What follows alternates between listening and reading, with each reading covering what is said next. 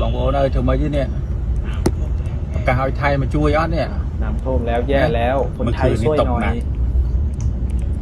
น้ำมันก็เลยขังไปหน่อยเนาะเมื่อคืนนี้ตกหนักบอยบอกว่าจะขอความช่วยเหลือจากประเทศไทยซะหน่อยนะขอได้ไหมคนไทยมาช่วยหน่อยนะล่าสุดพ่อแม่พี่น้องน้ำท่วมประเทศเขมรอีกแล้วเนาะนี่แหละพ่อแม่พี่น้องมันเป็นบาปกรรมที่เหตุกับไทยเนาะล่าสุดพ้นตกหนักไอ้บอยออกมาวอนให้คนไทยช่วยเหลือชาวเขมรหน่อย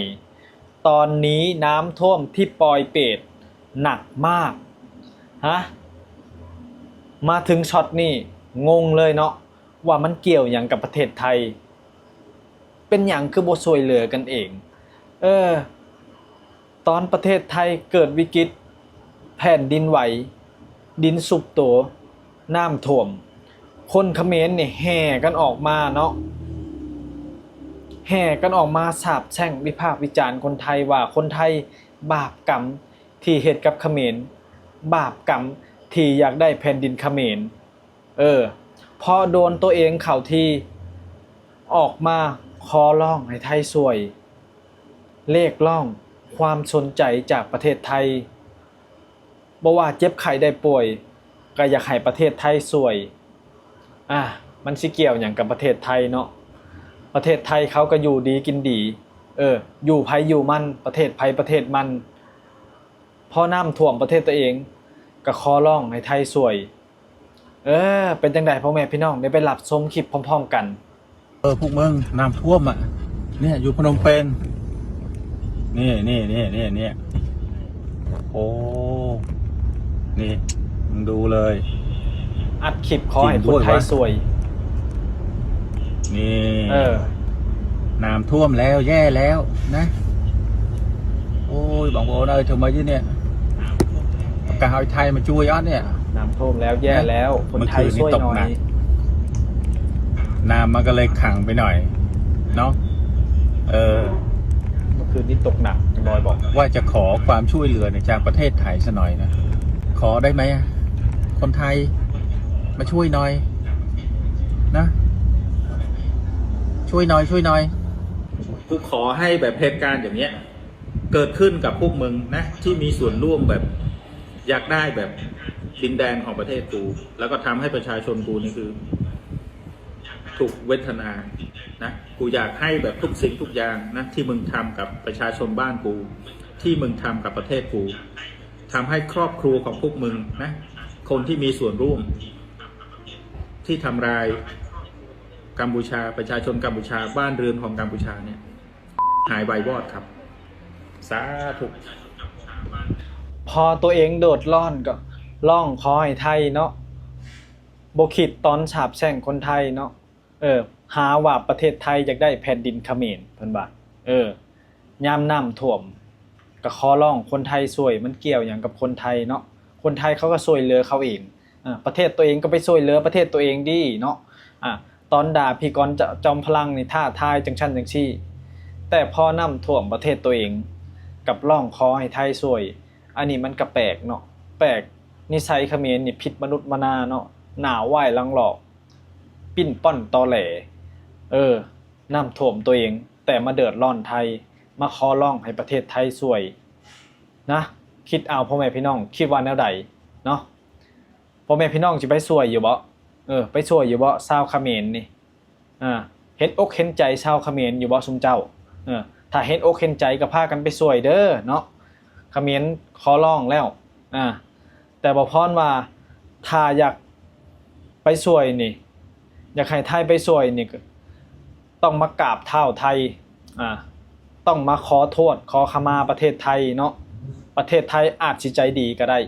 เพราะว่าประเทศไทยเป็นคนใจดีใจกล้าเนาะแต่ก็บ่แน่ใดเพราะว่าเขมรนี่เฮ็ดกับไทยหลายไทยอาจสิบ่จนใจอยู่แล้วเนาะชิตุยหรือบ่จังไดก็ช่วยเหลือกันเองนะบักบอยมันคือว่าเก่งแท้เป็นหยังคือบ่ไปช่วยเนาะเฮ็ดคือพี่กันจอมพลังนี่เนาะคนเขมรกล้าเฮ็ดบ่คือคนไทยนี่กล้าออกมาช่วยกันคือคนไทยอยู่บ่มีน้ำใจคือคนไทยอยู่บ่ เฮ็ดได้อยู่บ่คือไทยเฮ็ดนี่เว้ากันคือเก่งแท้เนาะอินฟูชาวเขมรเนี่ยออกมาด่าประเทศไทยเนี่ยโอ้ยเนาะกูไม่ต้อนรับประเทศมึงเนาะพวกมึงไม่ต้องเข้ามาเนาะไม่ต้องมากูไม่ใช้สินค้าไทยแบรนด์สินค้าไทย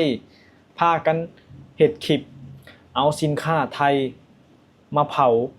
มาเหยียบมาเทถิ่มบัดทีประเทศตัวเองน้ำท่วม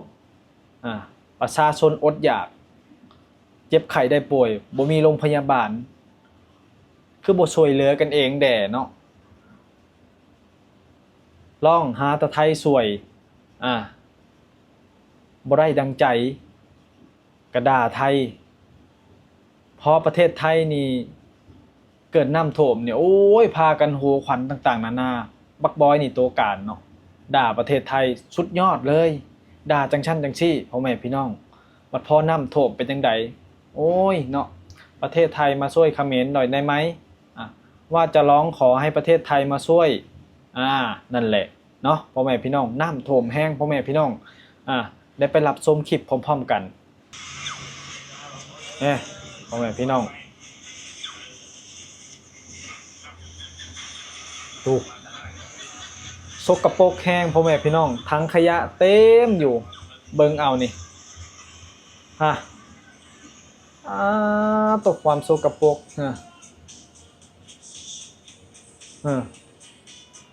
เบิ่งเอาพ่อแม่พี่น้องเนาะความสกปรกของชาวเขมรบ่อยากเว้าพ่อแม่พี่น้องเอ้ยสุดยอดอะลีตกแน่สุกรถสุกน้ำเนาะนี่แหละยามลำบากนะคิดเห็นประเทศไทยเอาตัวกันบ่รอดเนาะอินฟูชาวเขมรเนี่ยโอ้ยสนับสนุนกันนี่ด่าประเทศไทยนี่บ่เว้าแต่พอเดือดร้อนบ่มีไผออกมาช่วยกันเองบ่ได้เนาะแม้กระทั่งรัฐบาลประเทศตัวเองยังบ่สนใจประชาชนตัวเองคิดเอาสิเฮ็ดจังไดบัดนี้เอาตัวบ่รอดเนาะพากันเอาตัวบ่รอดก็ร้องขอให้ไทยช่วยพ่อแม่พี่น้องคิดว่าจังไดประชาชนชาวไทยคิดเห็นแล้วก็สงสารชาวเขมรอยู่บ่สิช่วยคนเขมรอยู่บ่พ่อแม่พี่น้องล่าสุดนี่ชาวเขมรนี่ออกมาขอร้องคนไทยได้ไอ้บอยตัวตึงเขมรออกมาร้องให้คนไทยช่วยพ่อแม่พี่น้องคิดว่าควรช่วยคนเขมรบ่เดี๋ยวช่วยกันคอมเมนต์มาพ่อแม่พี่น้องเนาะเห็นอกเห็นใจคนเขมรอยู่บ่เนาะพ่อแม่พี่น้องนั่นแหละคลิปนี้ก็ขอจบไปเพียงเท่านี้แหละพ่อแม่พี่น้องเข้ามาแล้วก็ฝากกดไลค์กดแชร์กดติดตามบ่พรเนาะเพื่อให้มีกำลังใจทำคลิปเกี่ยวกับประเทศเขมรขอบพระคุณหลายๆครับ